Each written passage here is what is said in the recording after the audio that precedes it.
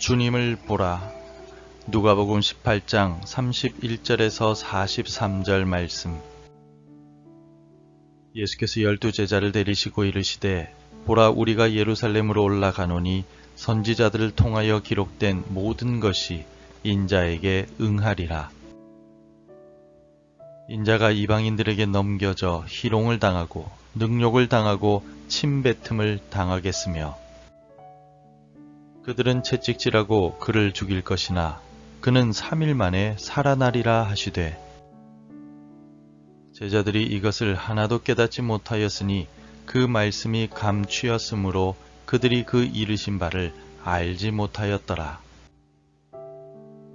여리고에 가까이 가셨을 때에 한 맹인이 길가에 앉아 구걸하다가 무리가 지나감을 듣고 이 무슨 일이냐고 물은데, 그들이 나사렛 예수께서 지나가신다 하니 맹인이 외쳐 이르되 다윗의 자손 예수여 나를 불쌍히 여기소서 하거늘, 앞서가는 자들이 그를 꾸짖어 잠잠하라 하되 그가 더욱 크게 소리질러 다윗의 자손이여 나를 불쌍히 여기소서 하는지라.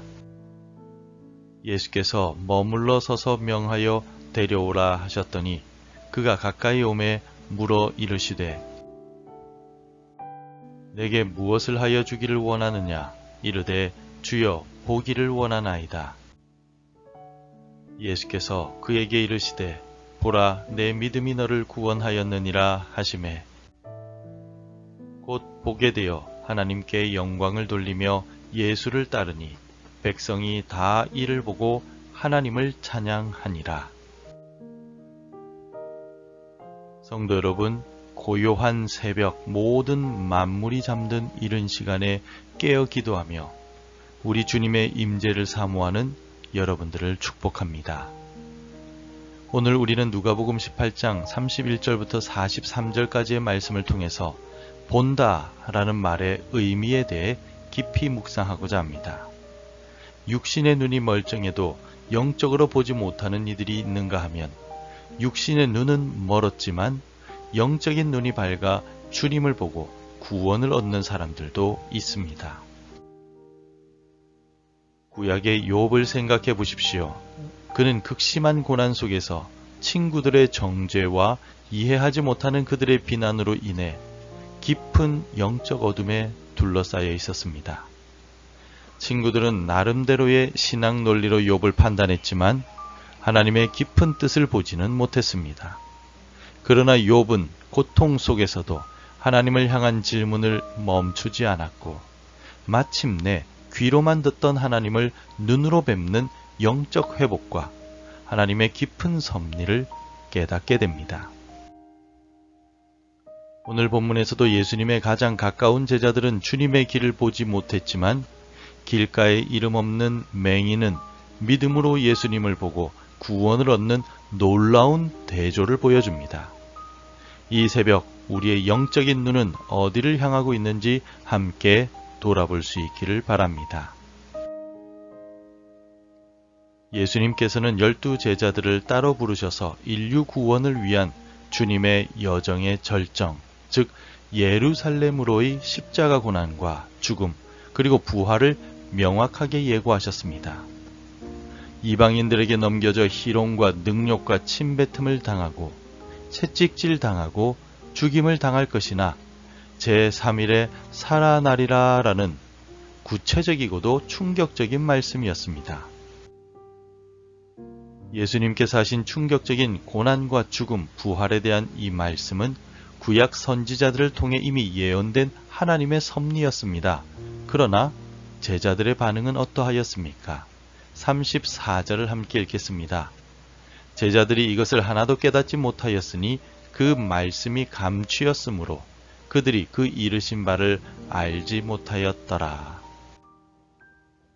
가장 가까이에서 예수님의 말씀을 듣고 기적을 체험했던 예수님의 제자들이었지만 정작 가장 중요한 주님의 말씀의 의미들은 하나도 깨닫지 못했습니다. 왜 그랬을까요? 어쩌면 그들은 로마를 물리치고 이스라엘을 회복할 강력한 정치적 메시아를 기대했기 때문에 고난받는 메시아의 모습은 상상조차 하지 못했을지도 모릅니다. 혹은 다가올 고난에 대한 두려움이 그들의 영적인 눈을 가렸을 수도 있습니다. 그러나 제자들의 어리석은 모습에 대해 본문의 말씀은 오늘 우리에게 중요한 경고를 줍니다. 교회에 오래 다니고 성경 지식이 많고 봉사를 열심히 했다 할지라도 우리 역시 영적으로 무지할 수도 있습니다. 하나님의 뜻을 오해하고 세상적인 성공이나 가치관에 눈이 멀어 정작 주님이 원하시는 길을 보지 못할 수도 있습니다. 혹시 우리 마음속에 깨닫지 못하는 완고함이나 세상적인 기대가 자리하고 있지는 않습니까? 이 새벽 시간에 우리 주님께서 우리의 영적인 무지를 깨우쳐 주시기를 소망합니다. 예수님께서 여리고에 가까이 이르셨을 때에 대조적인 장면이 펼쳐집니다. 길가에 앉아 구걸하던 한 맹인이 예수님이 지나가신다는 소리를 듣고 외치기 시작합니다. 맹인은 무엇이라고 외쳤습니까? 38절, 39절을 함께 읽겠습니다. 맹인이 외쳐 이르되 다윗의 자손 예수여 나를 불쌍히 여기소서 하거늘 앞서가는 자들이 그를 꾸짖어 잠잠하라 하되 그가 더욱 크게 소리질러 다윗의 자손이여 나를 불쌍히 여기소서 하는지라. 다윗의 자손 예수여 나를 불쌍히 여기소서. 이 맹인의 외침은 단순한 소음이 아니었습니다. 다윗의 자손이라는 호칭은 예수님이 약속된 메시아이심을 정확하게 알고 있었음을 보여줍니다. 또 나를 불쌍히 여기소서라는 간구는 자신의 비참한 처지와 예수님만이 이 모든 상황들을 해결해 주실 수 있다라는 절박한 믿음의 고백이었습니다. 비록 주변 사람들은 시끄럽다며 그를 꾸짖고 잠잠하라 했지만 그는 더욱 크게 소리를 질렀습니다. 세상의 방해와 낙심시키는 목소리에도 굴하지 않는 끈질긴 믿음이었습니다. 놀랍게도 예수님은 그 많은 군중 속에서 그의 부르짖음을 들으시고 걸음을 멈추셨습니다. 그리고 그를 불러 물으셨습니다. 내게 무엇을 하여 주기 원하느냐? 예수님은 이미 그의 필요를 아셨지만 그의 믿음의 고백을 듣기를 원하셨습니다. 주여 보기를 원하나이다. 간절하지만 분명한 소망과 믿음의 고백이었습니다. 그러자 예수님은 선포하십니다. 보라, 내 믿음이 너를 구원하였느니라. 즉시 그의 눈이 열렸고 그는 하나님께 영광을 돌리며 예수님을 따랐습니다. 비록 육신의 눈은 멀었지만 그는 누구보다도 밝은 영적인 눈으로 예수님을 보고 믿음으로 구원을 얻었던 것입니다. 성도 여러분, 오늘 우리는 예수님 곁에 있었음에도 인류의 구원자로서 가셔야만 하는 주님의 길을 깨닫지 못한 제자들의 영적 무지함을 보았습니다. 동시에 육신의 눈은 멀었으나 믿음의 눈으로 예수님을 보고 부르짖어 구원을 얻은 맹인의 이야기를 살펴보았습니다. 이 새벽 우리는 어디에 서 있습니까?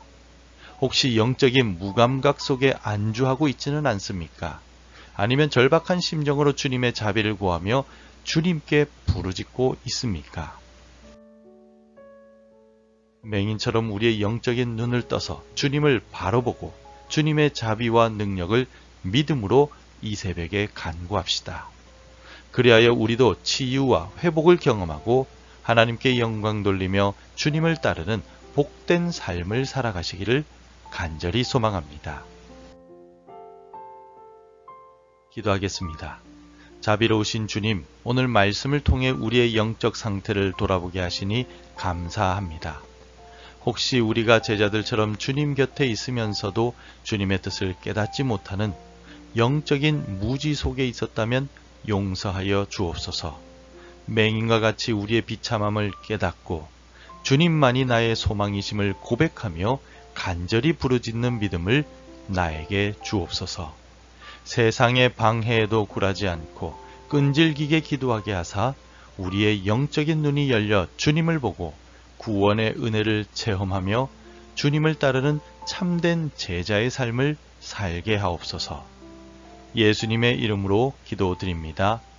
아멘. 계속해서 함께 기도해 주시기 바랍니다. 어두운 나의 눈을 밝혀주시고 주님을 바로 보게 하소서. 날마다 깨어있어 주님 오심을 사모하는 믿음을 주옵소서. 우리 자녀들과 손주들의 미래를 책임져 주시고 그들을 형통하게 하옵소서. 매일 하나님의 말씀으로 하루를 시작하는 복된 삶이 되게 하옵소서. 오늘도 말씀대로 살아가며 열매 맺는 하루가 되시기를 축복합니다.